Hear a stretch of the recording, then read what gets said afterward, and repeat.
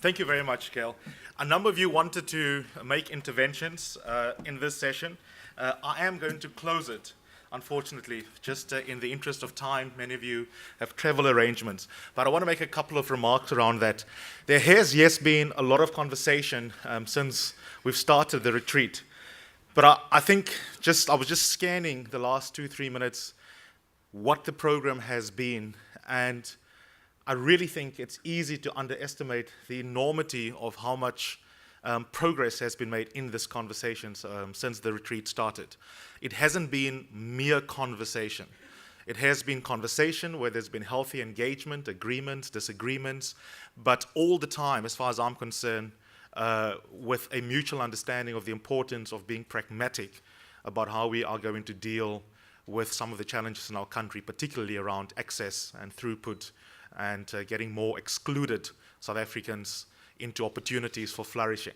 So I'm certainly, as a young South African, very, very uplifted in my spirits by the retreat that we've had.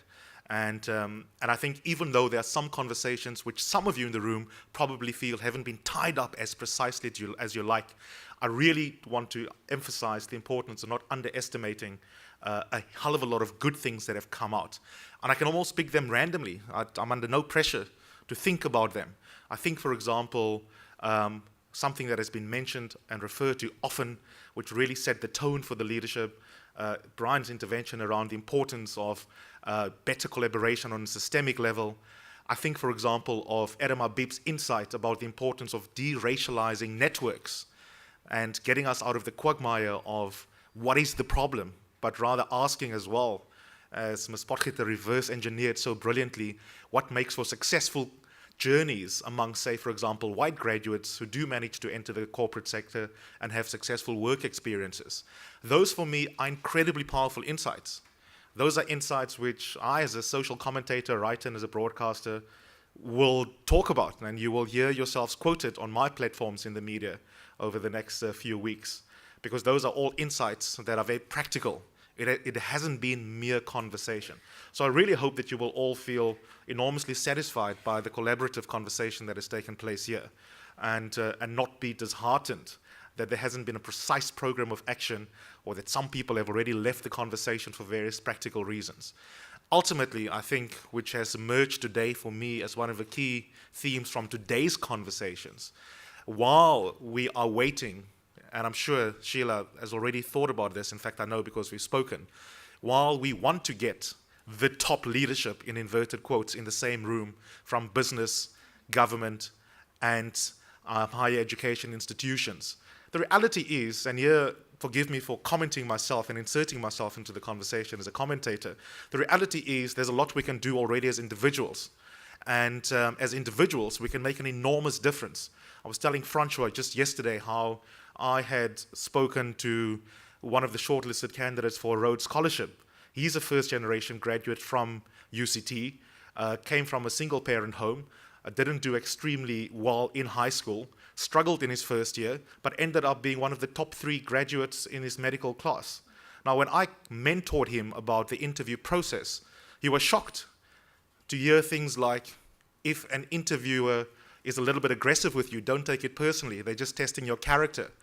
And a whole range of such gems over dinner that I shared with him, which is practical advice.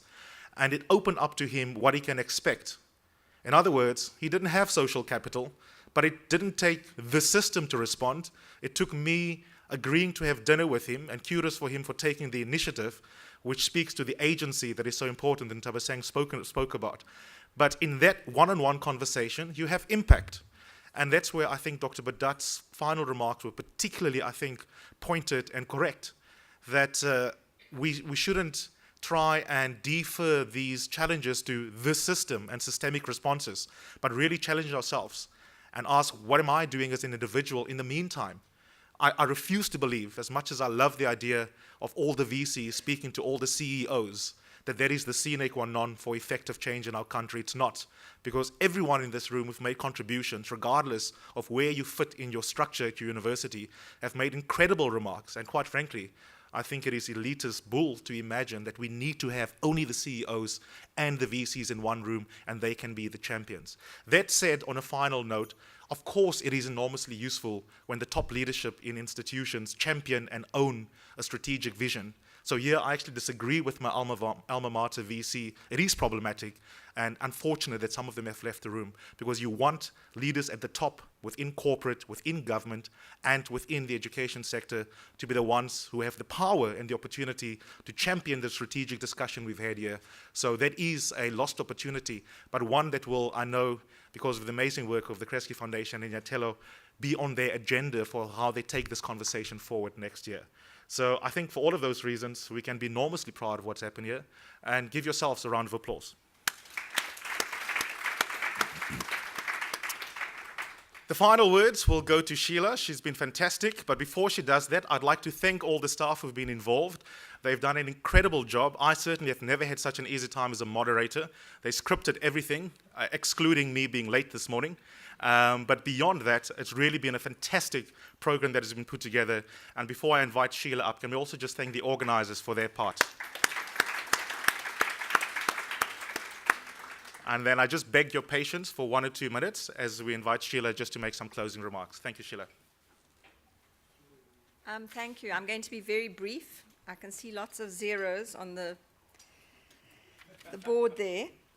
I've listened very carefully and have had actually a lot of feedback on one-on-one quick discussions about what people would like. And we will certainly, through the Kresge work that we're doing, take that into account. I do think this was a start of a conversation. We'll have to look at the convening power that we have. Certainly, there's been quite a bit of reference to the private philanthropy circle and the work we've done there. And what I learned from that is you don't have to have the whole sector in the room. You can start with those who are willing. And I think that's something that we will certainly look at. What are the groups that are willing and how we build on that? The private philanthropy circle, I think we started with 9 foundations. We're at about 35 now. And it's been a very, very good lesson for us on how to start and how to build. Really what I'm here to do are the big thank yous. So firstly, to Kresge, Rip Rapson and Bill, just delighted that you joined us again. I hope this is always a good excuse to come to South Africa. But a huge thank you, I think, for all the retreats that we've held, and this is, I think, the 6th one.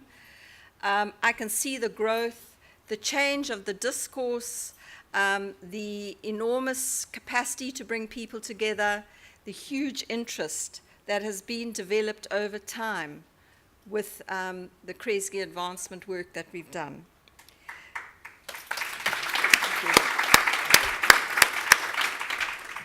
Sam Cargyle and John Wilson, I think John has already left to catch his plane. But thank you so much for coming all this way. It really was very special to have you guys here, and I hope that we see you again. Eusebius, despite being late this morning, thank you very much. We're absolutely thrilled with your moderation and the role that you've played. What has been very special for us is to have someone in that position who's highly respected by the audience, and your input, your incisive summation of the discussions has been incredibly valuable, so thank you. To all the speakers, and they were numerous, thank you for your willingness to put time into these sessions to prepare, provide the input. There was nobody out there who I felt didn't put something new into the mix. The individual philanthropists and people from the private philanthropy circle in the room, thank you. We've had such a great turnout from philanthropy. I'm absolutely thrilled by your buy-in for this conversation. Business people and those from the corporate sector who found the time. I know it's very hard to take 3 days off. Some of you have hung out for that time. Others have come in bits and pieces, but we've really appreciated perhaps what is the start of a longer-term conversation. There are a couple of government officials here. Maybe you didn't know, but they were quietly ducking, I think. But thank you very much for being here just to listen to what is happening in our context. We've had some journalists also, and as I don't know if you know, but this retreat was trending heavily this morning. I think we were in the top 20 trending in South Africa.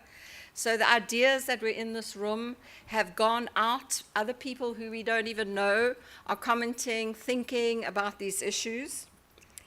Inkoso, Candice, and Mark, I don't know if you're in the room. Inkoso are the company that we use a lot in our conferencing. They do the sound stuff. They do the registration systems.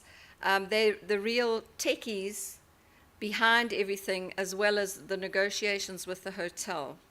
So I'd really like to thank you again, because they've been working for us for a long time, for great delivery. The Inyatelo staff, Gaby, Nasli, Jocelyn, Diane, and the team, everybody sitting there. We've had bloggers and Twitterers, and I don't know if any of you have looked at the blog, but the debates are up within an hour, and they've been able to summarize. So it's out there, the discussions are out there, the knowledge is out there, and I think they've done a terrific job. So to the Inyatelo team, thank you.